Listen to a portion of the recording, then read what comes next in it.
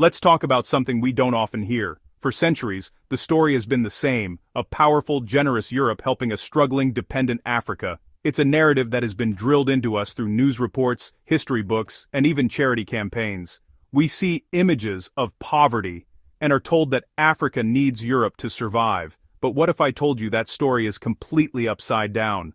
What if the truth is that Europe's prosperity, its grand cities, and its economic stability have always been deeply, fundamentally reliant on Africa?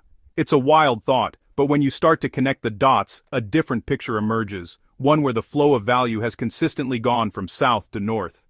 This isn't just a controversial opinion, it's a historical reality that has been carefully papered over. The relationship was never one of simple charity. Instead, it was a one-way street of extraction, a system designed to benefit one continent at the expense of another. Think about it like a business partnership where one partner does all the work, provides all the raw materials, and builds the entire infrastructure, but the other partner takes all the credit and all the profits. That's the dynamic that has defined the Europe-Africa relationship for hundreds of years. So, the narrative of a dependent Africa isn't just misleading, it actively hides the immense contributions and sacrifices that have propped up European economies. This isn't about pointing fingers to create division, it's about setting the record straight. Understanding this hidden truth is crucial because it changes everything. It reframes the conversation from one of aid and pity to one of debt and justice. It acknowledges that the so-called help flowing from Europe to Africa is but a tiny fraction of the wealth that has flowed in the opposite direction for centuries. Recognizing this historical imbalance is the first step toward building a more honest and equitable future. We need to flip the script and ask not what Europe can do for Africa, but what Europe owes to Africa. So, let's put the old, tired story to bed. Africa has never been the weak link in this global chain. On the contrary, it has been the powerhouse, the engine room providing the fuel for Europe's journey. The continent is not a charity case, it is a creditor. The people are not simply recipients of aid, they are the descendants of builders, innovators, and survivors whose labor and resources laid the foundation for much of the modern world we see today. It's time we started telling the story with the right characters in the right roles, acknowledging the true source of the wealth and power.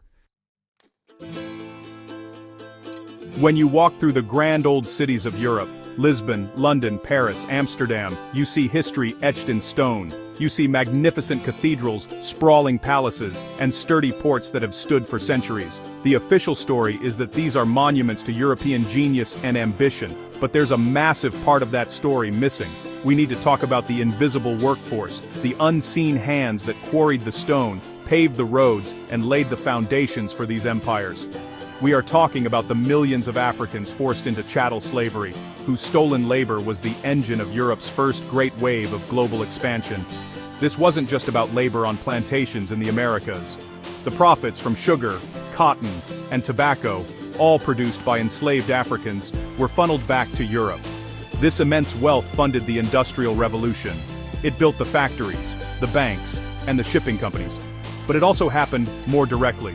African labor was physically used to build infrastructure right there in Europe, from the docks that received the slave ships to the stately homes of the merchants who grew rich from the trade. The fingerprints of forced African labor are everywhere. It's a debt written into the very architecture of the continent, a truth that most guidebooks conveniently leave out. Think about the sheer scale of this operation. It was a centuries-long project of human exploitation on an unprecedented level.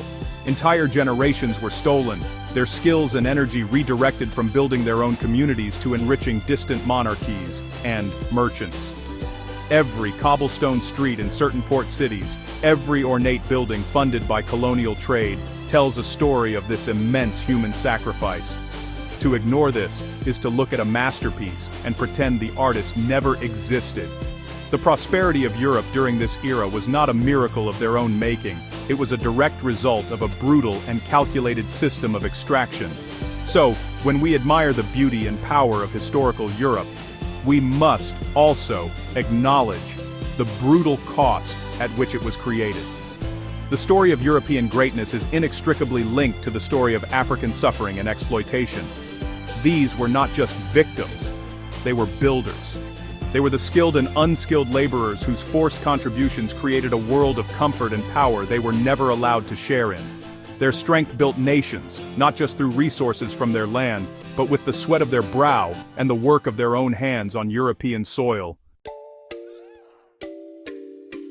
After the era of direct slavery ended, the game didn't stop, it just changed its rules. Colonialism took over, and European powers carved up Africa with pencils and rulers, paying no mind to the people, cultures, or kingdoms that already existed.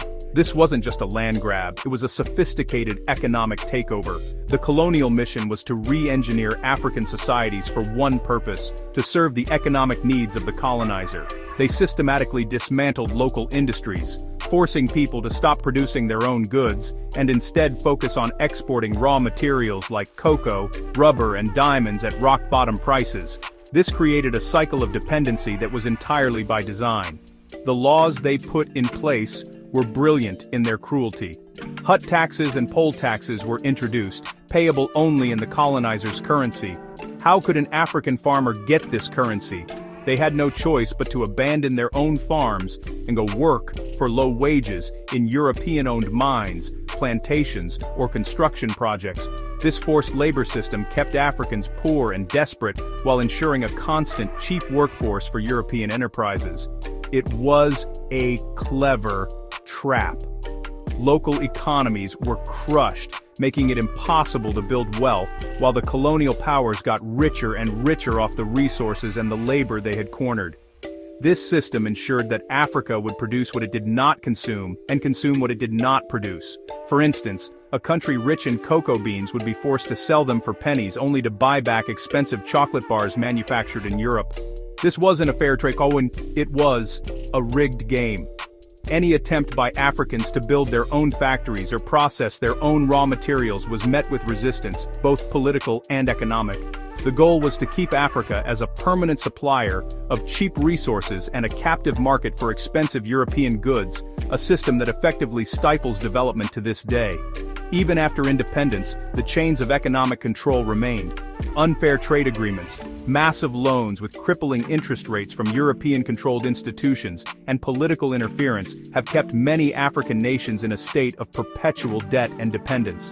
The structure was set up so that even when African nations were technically free, they were still playing a game where the rules were written by their former masters. This manufactured poverty is not an accident of history. It is the direct result of a long-term strategy to ensure that the wealth of Africa continues to flow north.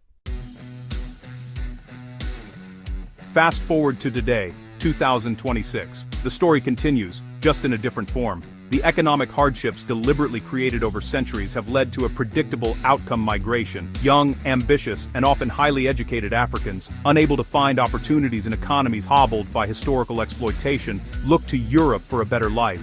And just like in the past, Europe benefits immensely. We hear stories about an immigration crisis, but we rarely hear about the brain drain crisis in Africa, or the labor solution it provides for Europe. These migrants are not a burden, they are a vital resource. They are the doctors, engineers, cleaners, and care workers filling critical labor shortages in aging European societies. Once again, Africa's most valuable asset, its people, is being exported to build and sustain Europe. While European media often portrays African migrants in a negative light, their economies quietly depend on this influx of labor. They fill the jobs that many locals no longer want to do. They pay taxes, and they contribute to the social fabric. Yet, they are often met with hostility and treated as a problem to be managed, rather than as the valuable contributors they are. The irony is staggering. The very system that impoverished their homeland now profits from their displacement, all while framing them as the issue. But let's be clear, this is not a story of victimhood. It is a story of incredible resilience. The strength of African people, both on the continent and in the diaspora, is undeniable. In Africa, innovation is booming against all odds. Entrepreneurs are building tech hubs, artists are shaping global culture, and activists are fighting for a more just future. In Europe, Africans and people of African descent are not just surviving, they are thriving, contributing, and challenging the old narratives. They are a constant reminder of the value and power that has always been there, a power that persists no matter the circumstances. So, the final message is one of awareness, unity, and pride. We must stay awake to these historical and present-day realities. We must not let them be forgotten or whitewashed. For those of us in the diaspora, our connection to the continent is our strength. And for everyone, unity is our greatest tool against the systems designed to divide and conquer. Let's stand with pride in our heritage, knowing that our contributions have built the world. And above all, let's keep our faith in ourselves, in each other, and in a future where the truth is not hidden, but celebrated. The story is ours to tell, and it's time the world listens.